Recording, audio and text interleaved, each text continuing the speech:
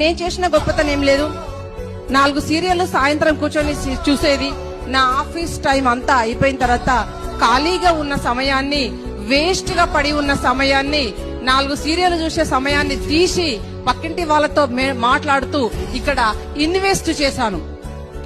ఆ ఇన్వెస్ట్ చేసినందుకు నేను ఒక గ్రేట్ సక్సెస్ ని తీసుకోగలిగాను. మరి ప్రతి ఒక్క పర్సన్ కి 24 అవర్స్ ఉంటుంది. సార్ ఆ 24 అవర్స్ లా చాలా మంది ఈగోగా ఫీల్ అవుతారు. నేను ఒక లెవెల్లో ఉన్నాను, నేను ఇది చెయ్యాలా, నాకు ఇది అవసరమా కదా ఆలోచిస్తుంటారు. మరియు ఫస్ట్ టైం ప్రతి ఒక్కరికి కాస్త ఈగో అనేది మనిషికి సహజంగా ఉంటది.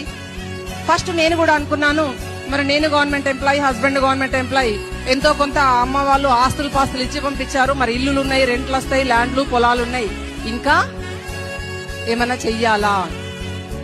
కానీ నాకు ఒకే ఒక ఆలోచన, ఎందుకు ఎన్నో కార్యక్రమాలు మగవాళ్ళు చేసుకుంటూ వస్తే ఆడవాళ్ళు చూసుకుంటూ వస్తారు, ఎందుకు నన్ను నేను ప్రూవ్ చేసుకోకూడదు? ఛాలెంజింగ్ గా తీసుకున్నా.